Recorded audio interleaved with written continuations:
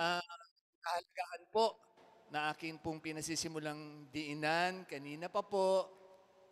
Life is really, we can say, is to be in the presence of God.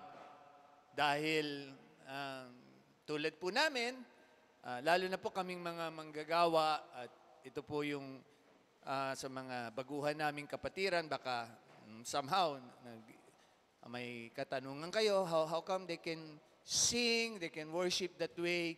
Well, that's a term in the Bible na binabanggit po, we sing in the Spirit. No?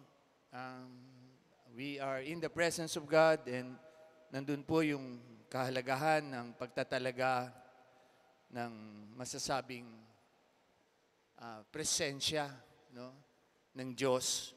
Ikaw ay nagpupuri, ikaw ay nagsasamba, inaalay mo lahat, pagpaparangal, pagpapasalamat. Ugnay-ugnay na po yung tinagurian nating pagpupuri at pagsamba. Pamamagitan po ng mga pag-aawitan na yan. Yun po yung, sa ating panahon po yun na po yung paraan. Hindi na po tayo nag-aalay ng mga baka, kambing, o whatever, tupa. Yung puso na po natin. Yung puso na yon na tuwing linggo, hinihikayat namin kayo. Ano man ang ating mga kalalagayan, para po si Pastor. You always see me here, I stand before the Lord. Ano man bigat na mga pagsubok, sitwasyon, realidad, pangkapatiran, pangministeryo, mga pinagdaanan ko po for the past 33 years as a pastor.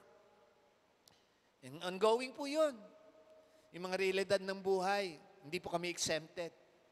And that's why we can really sing, sabi nga, sing our soul, no?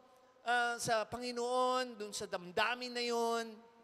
Yun po yung essence ng Book of Psalms, di ba? Lagi ko na yun na ipapaalaala na yan po yung mga pagpapahayag ng mga karanasan ng mga unang hinirang ng Diyos ng kanilang kapanahunan. And so today po, nagpapatuloy si Pastor na hikayatin kayo, no? Yung mga katotohanan na ito, liban dun sa mga naipahayag na kanina. And yes,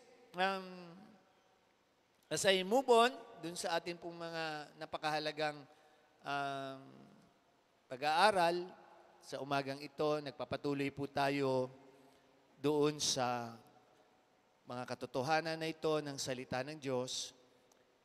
Tema natin na sabi nga, we only have 1 month to go and 2 weeks. Kasi this is our last Sunday and panibagong tema. So, dinadala po namin kayo sa mga katotohanan ng mga pangyayari sa Biblia na mararanasan natin sa takdang panahon. No, we are, yun nga, our term is always, we are preparing for the coming of the Lord, for the fulfillment ng ating pananampalataya. Ang ating po pananampalataya ay, sabi nga, we have this God of ages. No? Magpapatupad siya ng pangyayari. And yung aspeto na yon, yung katuparan na yon, lagi na lang naiuugnay ni Pastor yon, ay doon po sa tinatahak ng ating mga tema. Yung pong laging ating pinangahawakan. Kasi sa mundo pong ito, tandaan po natin, let me just use this illustration.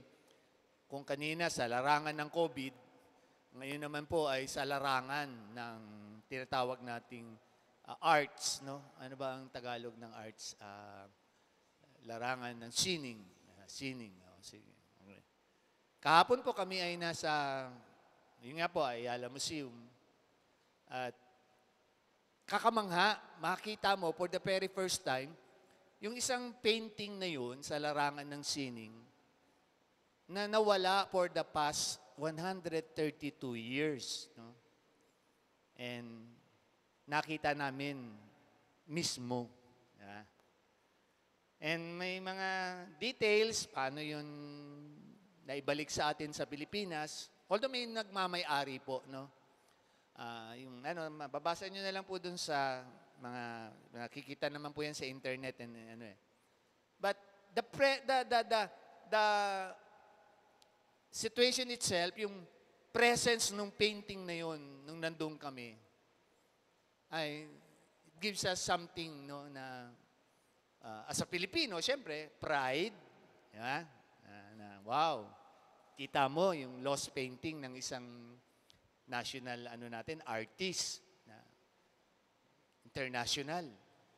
And ngayon nga po, pwedeng sabihin, priceless na daw yun. No? And ongoing po yun. Nagkaroon lang kami ng pribilehiyo sa acknowledgement. Ang company po nila Sister Mayan, nila Eunice, nila Sister Joycey. Napakaganda pong karanasan. No? That lost piece ay natagpuan. Sabi nga. And lalo na yung owner, grabe ang expression niya. So, doon ko kayo pinakikitaan ng isang ilustrasyon na sa mga panahon na may nawalang bagay sa inyo. Yan. Two things yun eh. No? Yung presence ng bagay na yun na makita mo ulit, mapasayo ulit, kayo na mag-express ng inyong mga damdamin. Ayan. And, siyempre, nag-pep talk ako dito kanina sa mga workers, yun ang pagpapasimula po namin kanina. May mga bagay din naman na pwedeng sabihin on both sides. Hindi lang dahil sa bagay na ganong pangyayari, ay andun na yung magiging galak, kasiyahan, whatever words you would like to use. But on the other side, may mga bagay na pinagdiriwang din kayong nawawala. Di ba? And gustong-gusto nyo yan. Mga pagsubok, problema na yan, karamdaman. O, kahit minsan, yan, kasiyahan nyo yan na mawawalan kayo ng biyanan, manugang, no, asawa. Bahala na kayo kung ano yung ikakasiyahan ninyo. Sabi nga, joke lang po, no, sa mga nanonood. But, the expression itself, yan. Kung kayo pinasimulan ko po sa larangan ng sining, yung kahalagahan ng Philippine history, we have also this we term God's story. Yan. Derived din po yan. Actually, history, it's really derived from overall God's story sa buhay ng mundo. And may mga kwento, singitan ko lang kayo ng isang magandang pero hindi ko siya para i-post sa ating FB site. Kayo pong may mga ang browser ninyo ay Edge, no? Automatic yun, pag binuksan nyo, lumalabas doon yung news sa Bing. Bing yun eh. And nandun po ito. Although, hindi na sila ipagtataka, pero maganda eh, very prominent sila ngayon. Dahil kung yung sining ni Juan Luna ay nakita sa France, yan, isa din po silang reliyon ngayon, cult group sa France na lumalaganap. And gusto ko lang kayong bigyan ng awareness. Bakit? Mag-uugnay po ito mamaya sa ating pananampalataya. Ang sabi nga po doon, sa ilang mga background, basahin nyo na lang po yun. Puntahan nyo para meron akong proof sa inyo. Pag nagmamensahe po si Pastor, meron po akong mga matatawag na prueba. Hindi po ako basta gawa-gawa lang o kumukopya sa mga komentary. Talaga pong yung pag-uugnay ko, pagtitimpla ko, siyempre, na-challenge ako ng mga manggagawa po natin dito, magagaling silang magluto. Kung paano sila ng mga tatawagin nating ingredients, sama na yung pawis nila doon, pag sa init sa loob ng kitchen namin po dito, gano'n. Ang sarap po, sabi nga, ang sarap. No? And ganun po, mamaya kasama yon sa aking 3 gagamiting puntos. No? Na habang kami naririto, habang ang manggagawa ay nagpapagal din po sila doon sa pagluluto. And nagpapagal silang bumaba kasi hindi pa nila binili ng kompleto ang dapat bilhin para maano po yung mga sangkap, makumpleto yung mga sangkap. But again, balik ako dun sa idea no, na pwedeng sabihin natin, mga gampani namin na po, and yun nga po, patuloy namin kayo hinikayat dun sa reliyon na makita nyo, malaking kaibahan. Sikat sila ngayon, at sige, pwedeng gamitin ko yung term na Raylan group, isang cult group sa France. Nagsimula daw ito way back, sa ilang detalye lang po, pero basahin nyo na lang, 1973 pa, pero ngayon sila laganap. And grabe, ewan ko kung papaniwalaan nyo ito, na ang tao daw po, tayo daw, grabing doktrina ay likha ng mga alien. Yan, kasi nauuso alien ngayon Kaya kailangan kong gamitin to ngayon. Trending Uso mga alien ngayon, naglalabasan na. Iba-ibang klaseng alien na naglalabasan, di ba? Baka nga dito sa ating mga kapatiran, may alien dito ngayong umaga. Pasintabi po kung kayo alien, kung sakali. But anyway, ayan, ang isang doktrina nila, kinausap daw yung founder nila ng isang Elohim, isang alien. Alien, ang term nila sa Elohim, alien ng panahon na yun. And nadidiscover ngayon yan sa Mexico, mayroong mga ganon, na mga findings. No?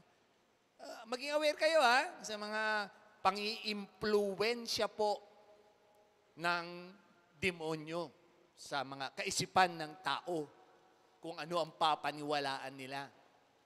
And babalik daw po, although kasama naman doon ang Panginoong Jesucristo, grabing doktrina, kombinasyon. Babalik ang Panginoong Jesucristo, babalik si Buddha, babalik si Moses, no? At babalik si Muhammad. Grabe ang doktrina nila, 4 ang kanilang tagapagligtas. Ibang klase yung paniniwala. Ano po? At yan daw po yung mangyayari sa year 2035. Sige, bahala na kayong maiwan. Bahala na kayong maiwan. Mangyayari daw po yun sa 2035. Tingnan niyo po klaseng paniniwala. Hindi natin para husgahan. Atin po itong bilang mga kapatiran, kami po rito ay nag-aaral. Kami po ay nagpapakita ng mga kaibahan ng ating pananampalataya. Yun po yung hangad namin dito. No? Hindi po para manira. No? Lagi po, ina-aware namin kayo. Dahil, pansinin niyo po, yan po ang eksena sa buong Biblia. Yung mga gods of this world na pinaniniwalaan mula sa lumang tipan hanggang sa bagong tipan. Iba-ibang mga kultura yan, iba-ibang mga salinlahi. No? But, may iba't iba din po silang kinikilala. Kaya nga ang ganda nung exaltation ni Ma'am Joyce kanina na, and in the song, di ba? We have this God, no? Na pwedeng napatunayan natin sa mga aspeto na tulad po ng bansang Israel sa lumang tipan, ay pwedeng sabihin na naroon yung halaga. And today, si Pastor, sa sidelights po ako ng puso ko dahil, of course, kung kay Ma'am Jane, mamaya nandyan sila, ang puso ni Pastor, doon ako didiin, doon sa presence of God. No? Kasi may isi-symbolize yun Pinabasa ko yung kanina sa inyo sa Psalm 68 sa mga bagong join at makakapanood later time sa inyong time zone. The Ark of the Testimony or the Covenant, una po yung matatagpuan sa Exodus 25 nang ipagawa ng Diyos kay Moses yan. Yan po ang magsisimbolize ng presence of God kung saan dadalhin ang bansang Israel. Ano po? And yung Ark of the Covenant na yan o the testimony na yan, ay nangunguna lagi yan pag naglalakbay ang bansang Israel. Basahin nyo na lang po ang kabuuan ng mga pangyayari sa lumang tipan. And gusto ko lang yun pong dagdagan kayo, lalo na yung mga baguhan. Ganito po kami mag-aral dito, ha? Yung tinitrain po namin laging systematic theology na kaugnay. Hindi po one-sided, hindi po extreme, hindi po kulang-kulang dahil tulad nga po ng laging sabi namin sa inyo, ang mga lingkod po ng Diyos sa ministeryong ito ay mga hindi po pastor-pastoran. No? Kasama po ng aming tinatayuan ng mga kaalaman, pananampalataya na nagpapatibay sa amin. Amin po itong pinapahayag. Kahit po sa mga makakapanood sa aming YouTube, dalangin namin na dadagdagan po namin kayo ng mga kaalaman. No? At kahit po yung aking posting kahapon, yung aking pong FB, nagpo-post po ako. Kung kailangan dumating ang panahon na usigin ako, pero kailangan ko tayuan yun kasi inaangkin ng mga ibang relihiyon, sila daw ang nauna. Inaangkin ng ibang samahan, sila daw nauna. Pakibasa po kahit sa Ayala Museum, mga historia ng Philippine history natin yan, sinasabi, no? May date lang sila. Mayroon silang dateline. No po? Hindi sila pwedeng sabihin silang nauna. Kasi we go back sa Matthew 16 nang pasimulan ng Diyos ang kanyang iglesia. And hindi lang po ang kanyang iglesia, pasimulan niya, way back pa, ang paghirang niya. Kay Ebatadan, you can read it all in the Bible. And saan ang pangunahing nang lumaganap ang mga alagad, umabot sila sa Europe, sa iba't ibang lugar. And in Antioch, that is the modern day Greece now, Acts 11:26. They were just called Christians first. Walang dinadalang denominasyon, sektarya o relihiyon. No? And I believe doon ako. Doon ako galing. Although minsan yung professor ko sa Bible school, sabi niya, Pastor, ganda na idea mo na yan, ha? Gawan mo ng yung lineage. Sa akin, whatever yan, kasi naging pangunahin, nagamit ang Roman Empire, nadala ng Roman Empire sa Europe, nadala ng pananampalataya na yan, yung dating pinanggalingan natin, sa Roman Catholicism na yan, dinala sa Spain, yung Spain, naglakbay dito, papunta sa Pilipinas, nadala, nagamit. But I really believe, part of that mga development, nandun ang Diyos, nakakaalam ang Diyos, so sino yung mga pipiliin niya? Kasi sabi ng Acts 2, sa mga henerasyon na mananalig sa Kanya, sila po ay pipiliin. And I really, praise God, can we bless muna the Lord? Mga napili po tayo na manalig ngayon sa isang uri ng pananampalataya na kahit sabihin, nadala man niya ng iba, naniniwala ako from the time na tinatawag ng Council of Nicaea po, na lagi ko pinapaliwanag. Yung Council of Nicaea na yun ay, sabi ni Emperor Constantine, manalig lang kayo, manampalatayo kayo dito sa tinatayo kong reliyon dahil ang mama ko, tulad din po ng isang ilustrasyon mamaya, hinanap niya daw yung cross no, ng Panginoong Jesucristo, nag-journey siya sa Jerusalem, kaya nagkaroon ng Santa Cruzan, yung cross ni Constantine. Diba? Kasi believer yung nanay niya eh.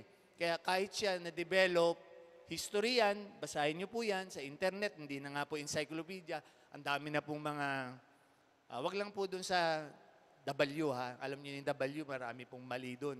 Magano lang kayo sa Google, i-Google nyo, andyan ang kasagutan yan, pag meron kayo hinahanap-hanap. And very clear,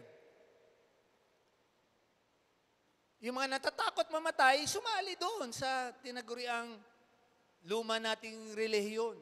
Pero later times, binalik ko lang yung idea, bago pa dumating si Magellan dito, kasama yung pare na pinost ko kagabi, no?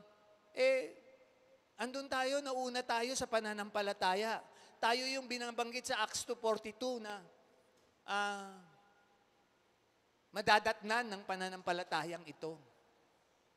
And bigla lang ba itong sumulpot sa Pilipinas? Hindi po. Nag-revival muna sa US, di ba? From yung mga conservative churches na yon, nagkaroon ng mga reform, etc. And then, nagkaroon ng mga, although may umuwi naman. Hindi naman natin sinasang-ayunan yung mga umuwi na mga nagsasyalalalala. No? Masyado naman silang yung term na ayoko pong magbanggit. From the conservative, mga naging ano naman po, yung kanilang mga doktrina, hanggang, yan nga po, from the tinagurian, although ayoko magtagurian ng full gospel eh. Siguro pwedeng i-term natin pure gospel. Pero meron nga dito, nagpasimula, dinaan nila sa biro, ayun, ngayon nandun sila sa half gospel. Nandun sila sa half gospel. Di ba? Yan yung biro nila dati. Magtatayo sila ng half gospel. Nawala na dito eh. Lalo nang napaliwara na yata kasi bumigay na. Yung idea po na pinipresent namin sa inyo, isang uri ng paniniwala, pananampalataya, na dapat po talaga nakakatiyak tayo. Bakit po? Today po, yung mga ilan pong ilustrasyong binanggit ko na, may babatayan lang po ako na napakahalaga. Yung presensya ng Diyos na yon sa buhay natin. Pag hindi na po yun ang ating pinananampalatayaan, pinangahawakan, na napakahalaga na tayo nasa presensya ng Diyos, may terminology po akong ginagamit doon ngayon. You will be lost sa buhay na ito. You will be lost. Tulad po nung painting na yon, tulad po ng, ginamit pa yung term ng grail eh, ultimate grail. But actually, the grail, yun yung tasa ng Panginoong Jesucristo o baso, no? Na nawawala. And as of now, sa Psalm 68, yung Ark of the Covenant na yon, nawawala. Yung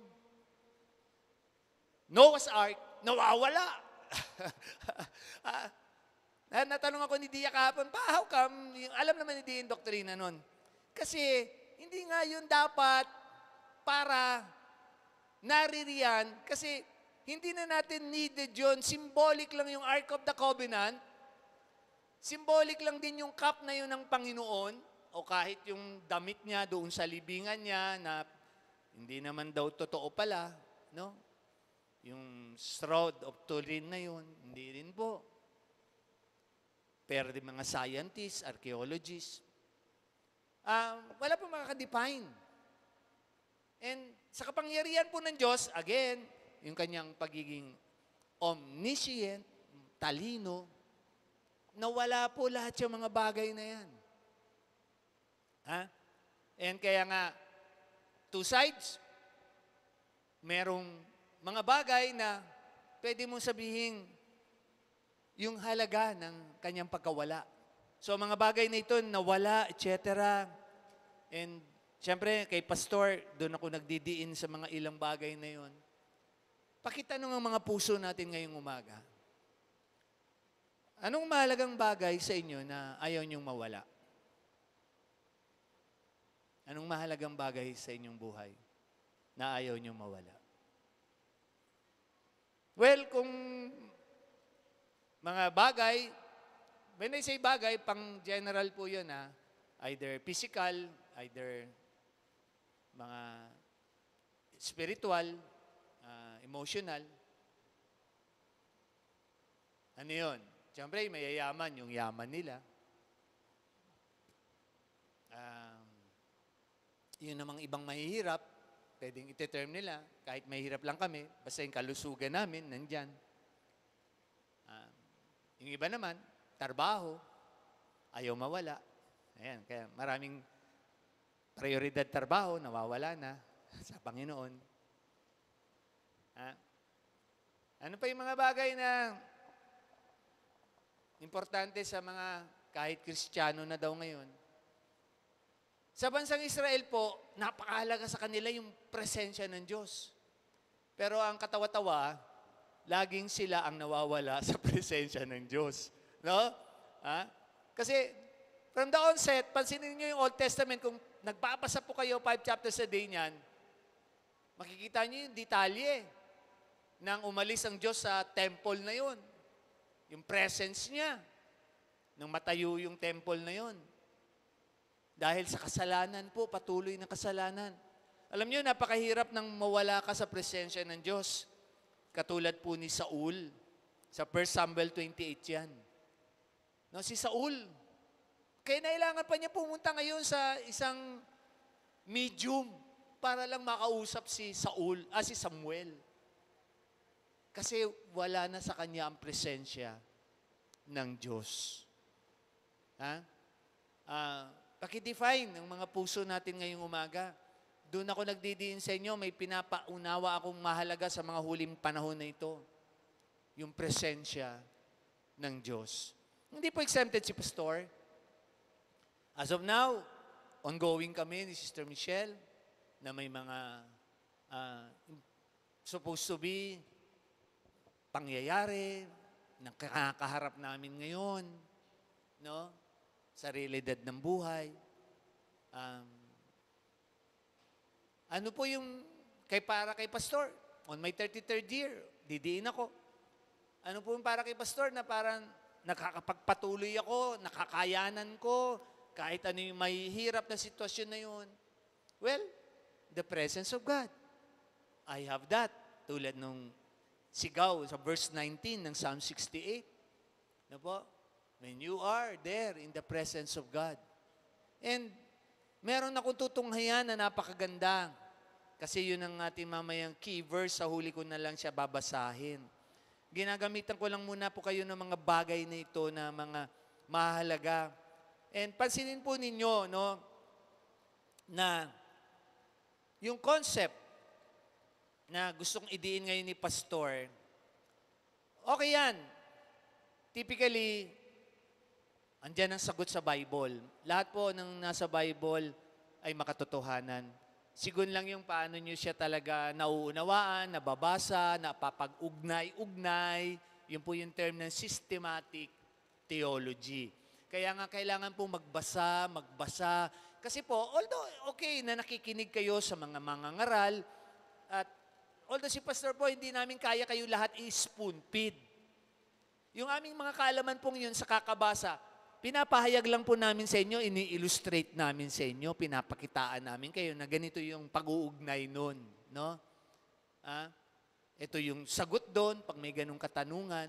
Kaya ang tanong ni Dia, minarapat ng Diyos na mawala ang mga bagay na ito. Kasi katulad po, pasampulan natin yung isang kwento na ginamit sa Numbers. No? Nandiyan yan sa Numbers 21. Nang itaas, sabihan ng Diyos si Moses, maggawa ka ng pole. Yung pole ng mga medicine ngayon, yung serpent, di ba? Ang sino mang natutuklaw ng mga ahas, pag tumingin dyan, mabubuhay, gagaling. No? And then yun, sa Numbers 21. And yan po yung nirelate sa John 3:16.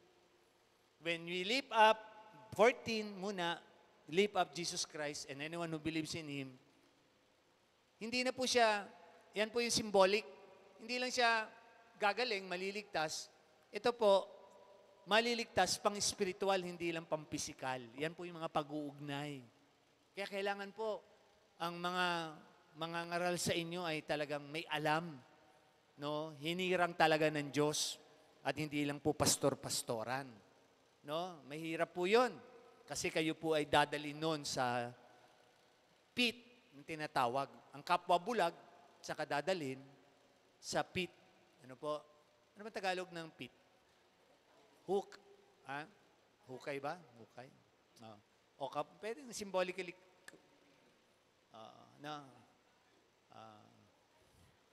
And yes, ilustrasyon lang po ng mga aspeto na yan. Kasi ito po yung didiinan ko mamaya. But alam natin, nang makita yan ni Haring Hezekiah na sinasamba na. Nandyan po yan. Basahin nyo sa 2 Kings 18, verse 4. Sinasamba na ng bansang Israel ulit. Imbis na yung Diyos na kinikilala ni Haring Hezekiah. Kaya anong ginawa niya? Pinawasak niya yung serpent na yun. Ano po? 2 Kings 18. Yan po yung from Numbers 21 na pinagawa ni Moses. No? So, tagal ng leeway nun, ng years. Tapos sisirain mo lang. No? dapat yun itago. Kasi ano daw yun, mga priceless na priceless na, tulad ng painting ni Juan Luna. Priceless na. Ano ba? 132 years. Yung kaya, from panahon ni Moses hanggang sa Book of Kings, ang tagal noon.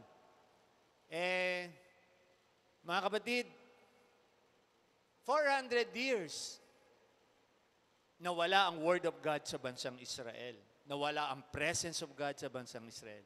Bumalik yun. Nang bumalik, dumating ang Panginoong Hesukristo. 400 years. Grabe. Ano ba? Mga trivia po yan para alam ninyo. At baka hindi alam ng iba. 400 years. And grabe. Mas tayo dapat. Kasi from 400 years, ano ang timetable na natin ngayon? From the church na tinayo ng Panginoong Hesukristo, lagpas na tayo nasa 2,000 years na tayo. More than after the death of our Lord Jesus Christ. 2,000 years, halfway na tayo. Doon sa 4,000 years na yun, na pagitan. And masigit tayo, mas marami na tayong kaalaman sa ating pananampalataya. Pero, yun nga hindi ko naman para pakanta na. Ang ganda nung kanta na yun, di ba? Yung Amazing Grace. I was once lost, and now I'm found. Di ba? Pakitanong yung mga sarili, ang inyong mga katabi. Pakitanong nga, natagpuan nyo na ang inyong sarili? Natagpuan nyo na yung sarili?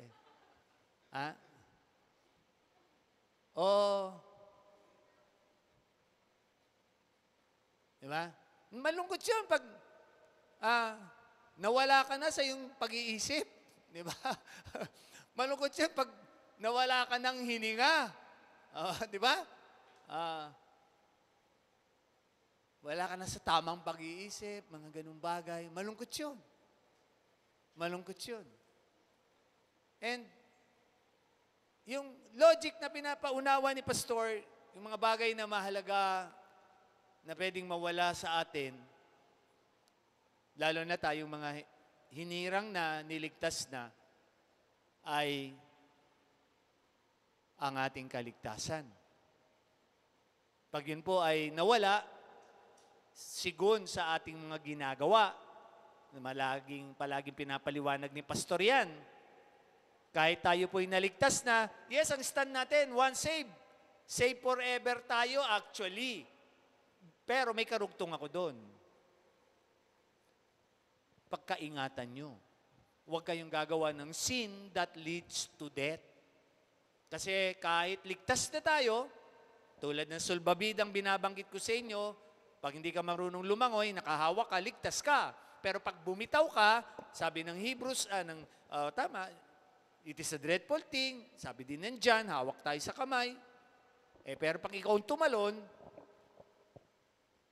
free will mo yun. Free will mo yun. Hindi ka para pilitin nga ng Diyos. Yun ang doktrina natin sa ministeryong ito. Hindi namimilit ang Diyos. Kasi sample yan po, no? Mayroon akong ipapakitang 2 hardin. Pansinin niyo po yung hardin ng Eden. From Genesis chapter 1 to chapter 3, pansinin niyo po yung pangyayari doon. Nang likhain ng Diyos ang tao, si Adan at si Eva, siyempre, una si Adan, Eva, etc. And then, yung Garden of Gethsemane, na kung saan iaalay ng Diyos ang kanyang buhay. Sa Genesis 3, nagkatay ang Diyos ng hayop upang maging symbolically dugo na tumigis. But pagdating nga po sa Garden of Gethsemane, ng gabing yun, iaalay ng Diyos ang kanyang buhay, ang kanyang dugo para sa kapatawaran, kaligtasan ng sangkatauhan sa sinumang mananalig sa Kanya. Here in Genesis 3, pansinin niyo po, from Genesis 3, nawala ang presence of God. Pero yun ang dapat gusto ng Diyos noon, kasama niya dapat sila Adan at Eva doon sa paraiso na yun. Pero dahil sa katalinuhan ng Diyos, media of revelation, well, minsan nga na banggit na yun ni Pastor, Tanungin na lang natin siya, Isaiah 55:8, Deuteronomy 29:29, sa takdang panahon.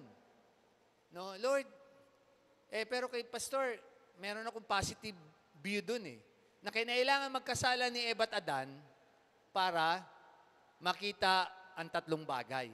Ito po tatlong bagay makita. Dahil inulit ito sa Garden of Gethsemane nang ialay ng Panginoon ang kanyang buhay. Pansinin niyo lang po sa aspeto ng Garden of Eden, nawala ang presence of God, and then yung Luke 15:11 na yung prodigal son, parable of the coin, parable of the lost coin, parable of the lost sheep. Diba? Nandoon yan. Yung tatlong parable na yan. Nagsisignify, sinasabi ng Panginoon, hinahanap ko kayo katulad ng paghanap ng Panginoong Diyos kay Eva at Adan. Where are you? Di ba? Sa Garden of Eden, andun yung concept. Pinapakita ko po muna ito Sundan nyo na lang po ako. Then, ito na po, may tatlong bagay. May tatlong bagay na nawala nang nawala ang presensya ng Diyos. Number 1, ito po ang mahirap kahit sa tao mawala. Tandaan nyo po ito. Pero, tumaas na rin po ako sa level Nasubok ko na po ito. Number 1, ang huwag mawawala ay trust. Trust. Pagtitiwala. Pag nawala po yung pagtitiwala sa limited mindset ng tao, nakakalungkot yan. Di ba? Hindi ka na pagtitiwalaan. Pero baliktad po sa Christian faith. At nasubok na yan ng marami kay Pastor Ed. Isa lang lagi ang aming katatayuan dyan. Sa sino mang nagkamali, na ibabalik yan. Alam niyo bakit? Ganyan ang Diyos. Pinagkatiwalaan niya sila Eva at Adan na pamunuan ang Garden of Eden. Ayan. Galing, Andun yung pagtitiwala ng Diyos, nang likain niya yan. And then, pansinin ninyo, yung tiwala na yon ay nawalang halaga. So tayo, yung mga kapatiran na nagwawalang halaga, pinaalala ko po sa inyo, yung pagtitiwala na yun ng Diyos. Andun yun sa awit kanina, yung we trust in you. No? How do we really trust the Lord? Yung presence niya sa buhay natin. But sa mga bagay-bagay sa mundong ito, prioridad, nalulungkot ako marami dyan. Nawala yung trust nila kay Lord. Kasi may konting pagsubok lang, yung mga parable of the sower na yan, bumibigay na. Kasi mababaw nga ang pundasyon. Lahat dyan, may solusyon si pastor dyan. May sagot kung bakit. No? And kasama ng mga katotohanan na yon, may kalungkutan ako doon sa pagtitiwala. Na sayang. Pansinin ninyo, ganun ang pagtitiwala ng Diyos. Binigay niya pa rin ng Panginoong Jesucristo para tayo patawarin. Nagtitiwala pa rin siya ngayon na sa takdang panahon, yung Revelations 15:4 na yon, paparoon tayo. Di ba? So habang nandito pa tayo, pinagtitiwalaan tayo ng Diyos ngayon sa mga uri ng ating buhay Kristiyano. Kanya-kanya na lang pananagutan sakali, pagharap natin kay Lord. Ako nga, sabi ko nga last time, di ba? Thank you, Lord. Doorkeeper lang, pwede na. Basta makapasok lang. Di ba? Yung tiwala ng Diyos na yun sa atin, paalala po ito, kailangan itong may paalaala ngayon Kasi tutumbok ito mamaya doon sa aking pinakang key verse. Pangalawang, huwag mawawala yung tinatawag na respeto. Pakitingnan ng mga kapatiran. Respeto, kapatid. Respeto, kapatid. Pag nawala na yung respeto na yan, kahit sa anumang relasyon, and salamat sa mga pinagdaanan natin. Sa ministry, dami ko rin nasubok na ganyan. And kilala niyo si pastor. Hindi ako para ipidestal na pastor. Meron diyan talagang seryosong mga pastor, mga hindi makabasag pinggan. Kilala niyo po si pastor sa aking pakikipag-ugnayan sa inyo. And kayo na lang po yun, nagsasabi, minsan may nagpayo sa akin, Pastor, masyado yata kasi kayo mabait. Salamat. Kasi ginaganyan-ganyan kayo, binubuli-buli kayo. Nandun po ngayon yan sa aking isang key verse, isang word. Hayaan niyo po ang sagot ko. Sila po mananagot sa Diyos kung lumalagpas sila sa linya nila. Yan. Kaya yung walang bubuli sa akin. May bago akong word sa study sa inyo. Churlish. Ayan. Nasa Samuel yan. Papakita ko sa inyo mamaya. Churlish kayo. Ano meaning ng Churlish, pastor? Harsh kayo kay guwapong pastor ninyo. Ganyan. So, bahala na kayo. We have a lot to learn sa Bible. No? Yung respect sa relationship, sa aspeto ng buhay. Wow, God respected Adam and Eve. Pinapangalanan niya yung mga hayop, di ba? Patapos yung pagtiwalaan, nire-respeto kita kung ano yung pinangalan mo dyan. Sige, di ba? Due respect. Kaya nga yung term ko kagabi dun sa pinost ko, with due respect. Alam nyo, nilike yung posting ko. Kasi, meron kami dun dalawang picture ni Sister Michelle. Nakita niyo yun? Hindi niya nakita. May posting kami doon. Tingpasahin niyo lang, tingnan niyo lang mamaya. Our much loyalty to our God now that we serve. But we have a former boss, na loyal pa rin kami sa kanya mga ginawa, prinsipyo, paraan. At ang term ko doon, dahil hindi kami hunyango. No? May respeto kami. No? Kaya ang mga taong balimbingin, hunyango, idudura kayo ng Panginoon. Di ba? Ang liwanag nun, di ba? Huwag kayong malamig, huwag kayong mainit. Huwag kayong gitna. Dapat isang side kayo. Tayuan nyo. Kung walang hiya kayo, walang hiya kayo. Diba? Joke lang po. Joke lang po. Tayuan nyo na. Kung talaga maka-Diyos kayo, maka-Diyos na tayo. Diba? Huwag na tayong fake. Huwag tayong fake. Naggitna. Huwag. Niloloko nyo lang sarili nyo. Ano po? May paalala lang po si Pastor. Nandun tayo sa mga pangyayari sa huling panahon. Ito nga, laganap na mga alien. Ayan na. Kayo na po. Kayo na. And syempre, yung pangatlong concept lang po, habol ko lang. Yung tinagurian pong love. For God so loved the world. Yeah? Katay siya, Katay siya ng tupa. Katay siya ng anak. Pwede ko ba i-term yun? Ikaw, kaya nyo kayang magkatay ng anak tulad ni Abraham? Yung wala pang anak, sasabihin sa akin, sigurado ni Ma'am Joyce nakatawa. Wala pa pastor eh. Wala pang kakatayin.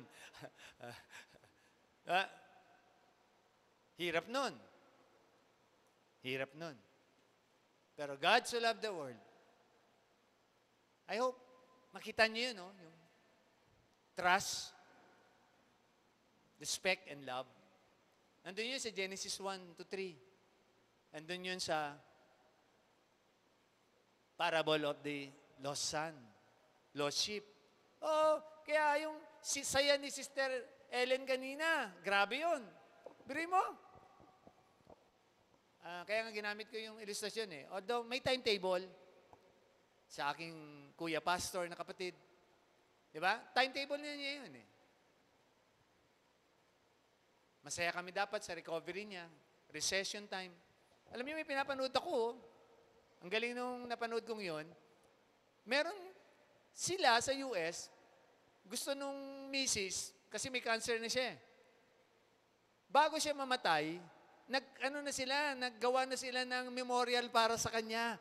para habang buhay pa siya, naririnig niya yung mga sasabihin ng mga makikiramay sa kanya. Ang galing! Ang galing nga, gagayahin ko nga yun na pag tayo'y malapit-lapit na, gawa na tayong memorial natin, yung necrological, para marinig naman. Ang galing nung pinanood kong yun. Nagbi-breaker din ako Di ba? And then doon na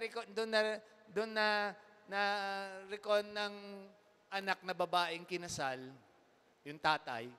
O nga, no, may panahon pa yung tatay ko, dapat mag-enjoy pa ako ng panahon. Mag-enjoy pa ako ng panahon. Kamusta po tayo sa mga nagsasayang ng ating pang mga panahon? We have a Father in heaven na nagtitiwala sa atin, gumagalang sa ating mga buhay-buhay. Hindi tayo pinilit ng Diyos. Alam nyo, hindi ang Diyos ang pumapalo sa atin, Literally, yung idea ng palo. Yung, siyempre, yung tinatawag na bastard, dinidisiplina. Pero, ang gumagawa ng mga consequences sa atin, yung demonyo. Kasi yun ginusto mo yun Yung sample na lagi kong ginagamit na ilustrasyon, yung ang payo ng magulang, huwag kang babarkada, pero sa kagustuhan mo, tatakas ka. Nadaanan ko yan dati. Salamat nga, hindi ako napahamak. O paano kung dun sa party na yon, kung babae ka, na-rape ka, kung lalaki ka, nasaksak ka, nabaril ka, kasalanan ba yun ng magulang mo? Hindi yung kasalanan ng magulang mo. Just like our Father in heaven, gusto niya mapabuti po tayo. Andun yung tiwala niya, andun yung kanyang respeto, di ba? Na ikaw ay lumalaki, umiidad, nirespeto niya ang iyong pagkatao, but later times, pansinin niyo, iiral pa rin yung love. Sabi nga ni Sister Michelle sa akin, last Sunday night, ikaw pala ang mas mabait, Papa. Ako'y walang hiya. Meron kaming sarili namin ding mga personal. Kasi umiral sa akin yung love sa isang dinadaanan pampersonal. And I stand before you here. You see your pastor here. I have this Father in heaven that trusts me sa ministry, Christian life ko, respects me sa mga ginagampanan ko, and love me. Sabi doon ng song, ganda, for who you are, for who I am. Yeah. And, you know what? Yung nawawalang arko, pansinin ninyo, namangha din ako Sister Jane, Revelations 15:5. Revelations 15:5. Here goes. And after that, I looked, and behold, the temple of the tabernacle of the testimony in heaven was open. Wow! Mas masarap na pakiramdam sa nakita namin kahapon na ultimate grail daw, Philippine art. You want to see that someday? Gusto niyo pong makita yung tabernacle na yun? Nawawala po yun hanggang ngayon. Sabi ng ibang historian, nasa Germany, kinakuha daw yun ni Hitler. Sabi nung, ano yung movie na yun? Yung, si ano yun? Tom Jones ba yun? Hindi si Tom Jones. Yun, ano yun? Yung mga palabas ng lalaki na yun, si ano? Hindi. Latest na yun, yung medyo Hindi din ako, lalayo, saglit. Hindi yung,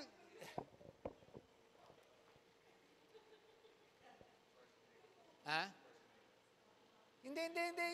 Yung mga naghahanap siya ng treasure, lost treasure, sino siya? Indiana Jones, di ba? Oh. Doon may mga German na nakaagaw niya, di ba? Doon hinahanap nila yung hindi makikita yon. Hindi makikita. Bakit? Nasaan na? Nasaan na? Nasaan na? Nandun na sa pupuntahan natin sa takdang panahon. Gusto niyo pong makita? O kahapon, tinur kami nung doon. Ang saya-saya na namin. Ganun lang. Yun doon tayo, itutur tayo doon sa Revelations 15:5, Sister Jane, paki-focus po Ang tabernacle na yun that symbolizes the presence of God. Here now, pakitignan ng mga puso, ng mga katabi. Andyan ba? Andyan ba? Andyan ba ang presence of God sa mga puso? Ba?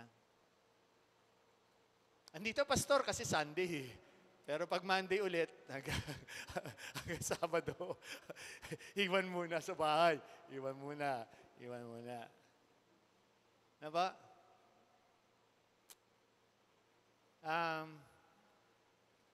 Sa inyo po mga tahanan, paki-ready lang po ang inyong mga anointing of oil. Ayan. It's our last Sunday. May we be empowered always by the presence of God. Ayan. Because the Holy Ghost symbolizes also the power, the empowerment of God sa ating mga buhay. Ganda nung binasa ni Sister Joyce kanina, di ba? Yung presence na yun, nagbibigay sa kanila ng tagumpay sa labanan nila, sa anumang sitwasyon, mahihirap ng bansang Israel. And what more tayo now? We have the presence of God sa ating mga puso. No? And wala tayong hindi kakayanin sa buhay na ito. And kasama po ng aming pamamanhik, pray for your loved ones sa inyong mga tahanan. Huwag po kayong mawalan ng pag-asa na mababago ang mga value sa buhay. No, I speak from my heart this morning. I-lay hands mo ninyo sa gabi. Tuktukan nyo na mababago po sa kapangyarihan ng Diyos. Sorry lang po, pahabol lang. 3 kasing dahilan lagi ni pastor sa isang individual. Di ba? Alam mo to Pag hindi umi-effect ang Romans 12, the renewing of the mind, spiritual, baka hindi talaga tumanggap yung tao. Tandaan nyo yan, Kaya, ganun siya. May pangalawa, kaya ganun siya, genetic siya. May diferensya. Meron siya sariling mundo. Pero gumagalaw siya, buhay siya, diba? Pero hindi tumatalab. Kahit anong mga prinsipyo. Kasi ang gusto niya. Yan. Diba? Psychology 101. Meron mga sister mised dyan mga assertive, aggressive, mga ganun, sinasabi mo. Kayo mga HR kayo. Diba? May mga ganyan, ugali. Yun. Hindi mawawala yan. Diba? And pangatlo, ito nakakalungkot. Possess kayo dahil hindi kayo Christian Ayan. Possess kayo. Hindi talaga kayo mababago. Pero, yung demonyo dun sa gatherings nabago Di ba? Tinanggap ang Panginoon. Pero yung demonyo talaga, bahala, demonyo ka. Demonyo ka. Kita nyo, lahat yan nasa Bible Wala kayong hindi babalansihin. And I hope so, the presence of God. Encourage ko lang po kayo, physical, daming pinagaling ni Lord sa Bible, pero wag din po tayong hyper-faith. Tandaan nyo po ito. Physically, kailangan pong talagang bibigay ang mga katawan natin At physically, kailangan pong palitan ito ng Panginoon. No, kung mauuna nga kayo po, so be it. tulad po ng aking dear sister, kung si pastor naman, papahirapan pa ni Lord. Aabot pa ako sa 80 years old kasi kailangan pa daw akong isang pastor pa ako dito. Walang papalit. Kaya ready na yung mga papalit. Pahingahin niyo naman ako. Di ba? Mabuti ngayon, flexible pa rin si pastor. Salamat. Pero yung mga kaagapay ko, mga hinihila na mga paa.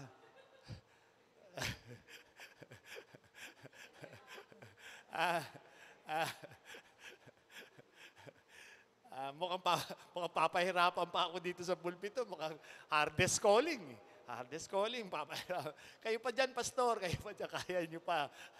Jo, ready na ang mga WTP. Naka-ready na ang materials. Mag-update na ako. Nagpiprepare lang tayo ng anniversary natin. Mag-move tayo. Mga programs. Back to ano tayo. Daming gagawin. Daming gagawin. Let us be empowered by the presence of God sa ating mga buhay. Yung bang, paggising mo pa lang sa umaga, dama mo na ba yung presensya ng Diyos sa buhay mo? Or, ang dama mo kagad, panibagong araw naman to, problema na naman to, pagod na naman to. Kikita kaya ako, makakagoyo kaya ako ngayong araw na ito, makakapanloko kaya ako ngayong araw na ito. Ha? Or, yung presence kagad ng Diyos ang hanap mo. Kasi pag yun ang nawala sa ating mga buhay ngayon, tayo po'y magtalaga ng ating mga sarili. Sa inyo po mga tahanan, hinihikayat po namin kayo to be empowered by the presence of God.